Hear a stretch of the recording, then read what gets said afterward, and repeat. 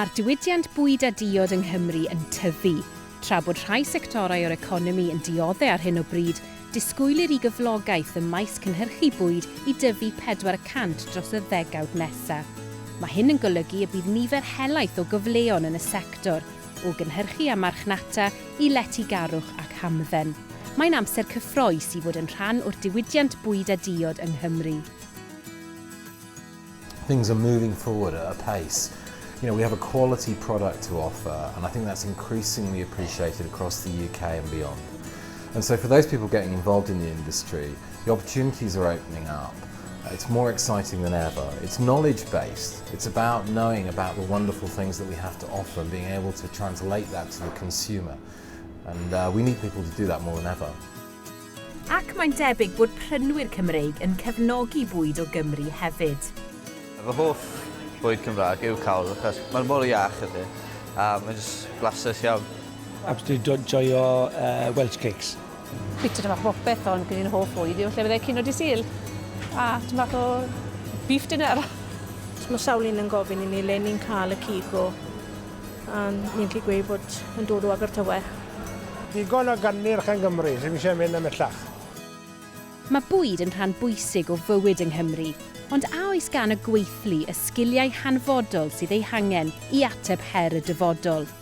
Yn ôl cyflogwyr, mae yna brinder sgiliau technegol ymhlith bron i hanner ei staff. Mae bron i chwarter o gwmnïau Cymraeg yn cael problemau recriwtio, ac mae nifer yn dweud eu bod nhw angen mwy o sgiliau gwybodaeth technoleg mwyn marchnata eu cynnyrch yn well.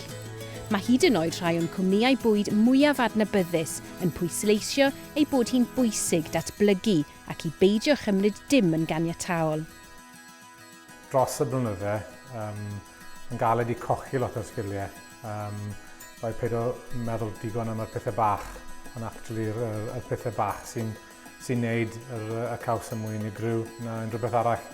A fel ffordd i trin y trafod y llath, peido pwmpo'r i galed ar y llath. Just neu siŵr bod yn cadw braster yn y llath pan i'n neud y caws. So just y pethau bach hynny sy'n neud y caws yn bach mwy special. Mae'r diwydiant bwyd a diod yn barod yn cyflogi mwy na 200,000 o bobl, sy'n golygu mai dyma sector sy'n cyflogi mwyaf yng Nghymru, yn cyfrannu 6.5 biliwn o bunnoedd y flwyddyn mewn refeniw gwerthiant. Hyn, mae angen mwy o bobl brwdfrydig mwyn gallu arwain y diwydiant ymlaen.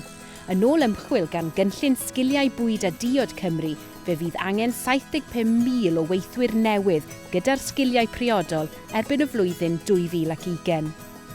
Yn ddiweddar, lawnsiwyd cynllun Sgiliau'r Dyfodol, gair yn ei bryd, gyda'r bwriad o ddod o hyd i weithwyr newydd ac i wella sgiliau y rhai sydd eisoes yn gweithio yn y diwydiant. Mae'r prosiect yn chwilio am 25 o lys genhadon i gynrychioli'r diwydiant, o bobl sy'n gweithio mewn marchnad a chogyddion i gynhyrchwyr bwyd mawr a bach. Fe fydd y llys genhadon yma yn rhannu eu profiadau a'i gwybodaeth mwyn annog a datblygu'r genhedlaeth nesaf o arwyr bwyd Cymru.